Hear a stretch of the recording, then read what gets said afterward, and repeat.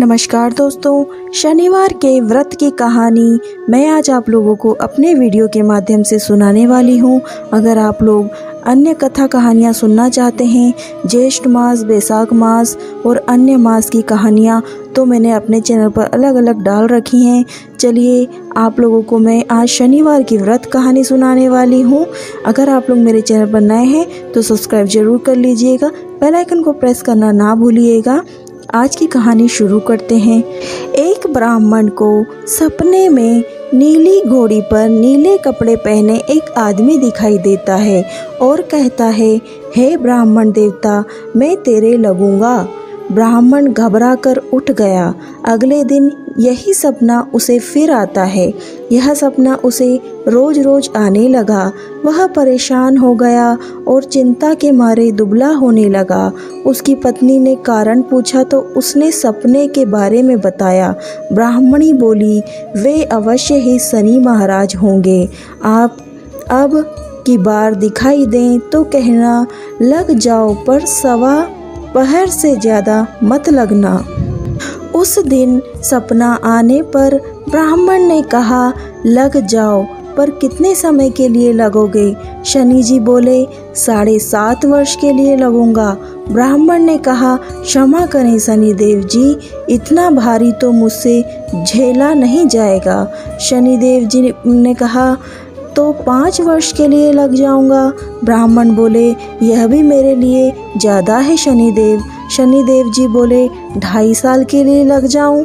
ब्राह्मण ने कहा, नहीं शनिदेव जी। और शनिदेव जी कहने लगे, सवा पहर का तो लगूंगा ही, इतना तो कोढ़ी कलंगी भिखारी के भी लग जाता हूँ। तब ब्राह्मण ने कहा, ठीक है शनिदेव जी। ब्राह्मण को सवा पैर की शनिदेव की दशा लग गई। ब्राह्मण ने नींद से जागकर ब्राह्मणी से कहा, मेरे सवा पहर शनि की दशा लग गई है, इसलिए मैं जंगल में जाकर यह समय बिताऊंगा।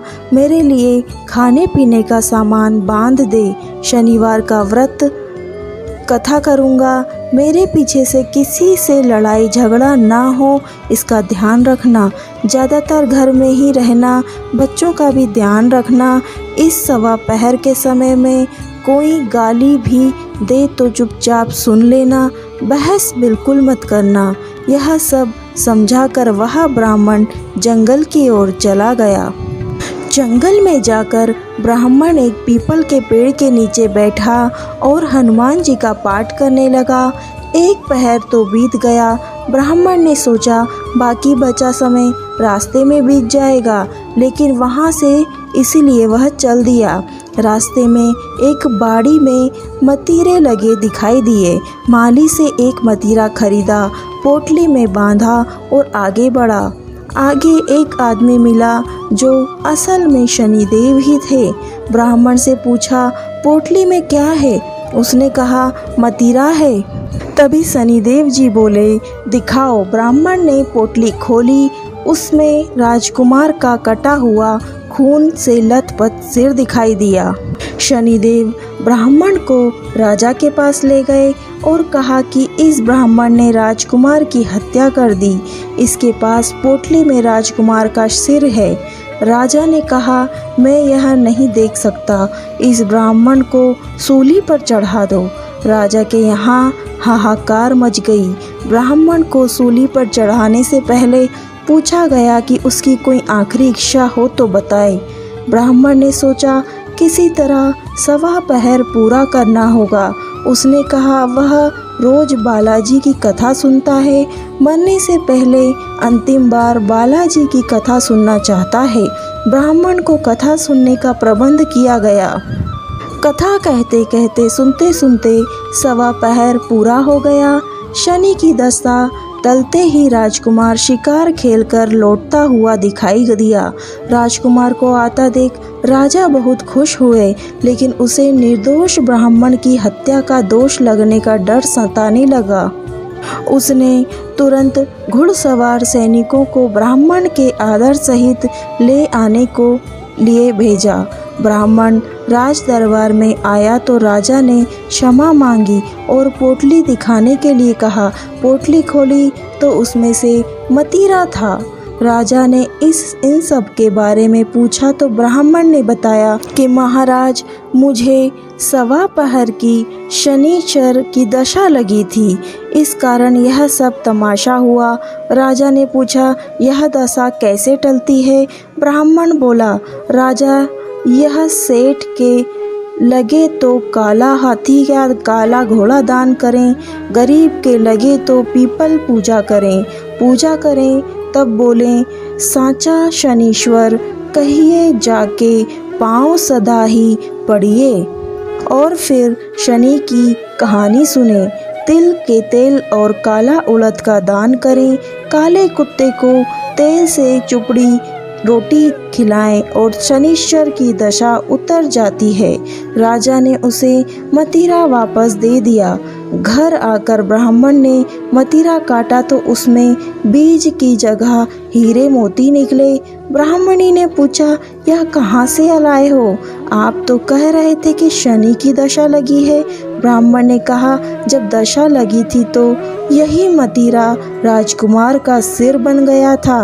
उतरते दशा के शनि जी की निहाल के कर गए और शनि देवता जैसी ब्राह्मण की शनि की दशा लगी वैसी किसी को न लगे, निहाल सबको करना। शनिदेव के जन्म की कथा कुछ इस प्रकार है, जिसमें सबसे अधिक प्रचलित कथा स्कंद पुराण के काशी खंड में मौजूद है, जिसके अनुसार भगवान सूर्यदेव का विवाह राजा दक्ष की कन्या संज्ञा के साथ हुआ था। भगवान सूर्यदेव और संज्ञा से 3 पुत्र वैस्तव, मनु, यमराज और यमुना का जन्म हुआ। लेकिन संज्ञा भगवान सूर्यदेव के अत्यधिक तेज और तप सहन नहीं कर पाती थी। सूर्यदेव के तेजस्विता के कारण वह बहुत परेशान रहती थी।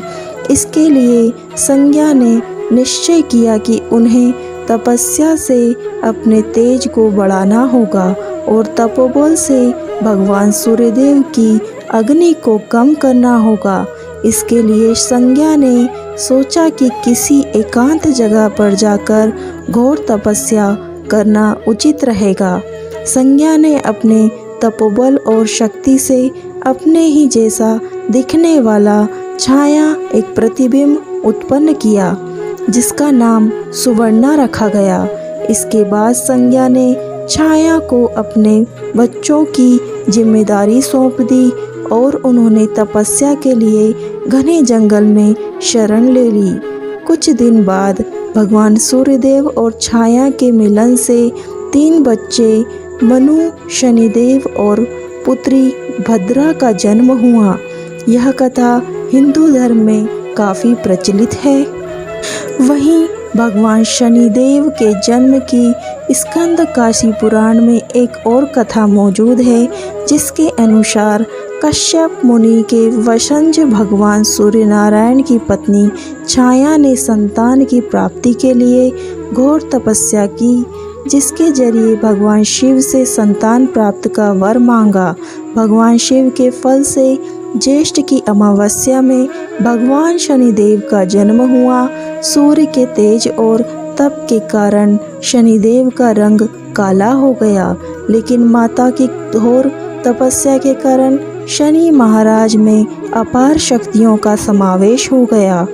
ऐसे में कहा जाता है कि एक बार भगवान सूर्यदेव पत्नी छाया से मिलने आए। सूर्यदेव के तप और तेज के कारण शनिदेव महाराज ने अपनी आंखें बंद कर ली और वह उन्हें देख नहीं पाए।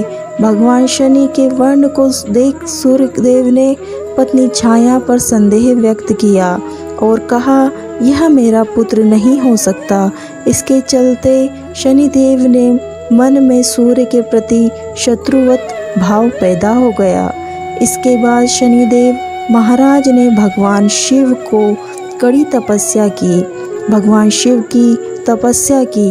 भगवान शिव ने शनिदेव की कड़ी तपस्या से प्रसन्न होकर वरदान मांगने को कहा, जिस पर शनिदेव ने भगवान शिव से कहा, सूर्यदेव उनकी माता की प्रताड़ित और अनादर करते हैं। इससे उनकी माता को हमेशा अपमानित होना पड़ता है। उन्होंने सूर्य से अधिक शक्तिशाली और पूजनीय होने का वरदान मांगा।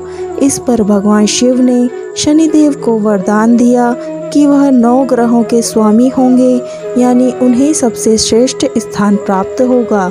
इसके साथ ही सिर्फ मानव जाति ही नहीं बल्कि देवता, असुर, गंधर्व, नाग, जगत का हर प्राणी जाति उनसे भयभीत होगा।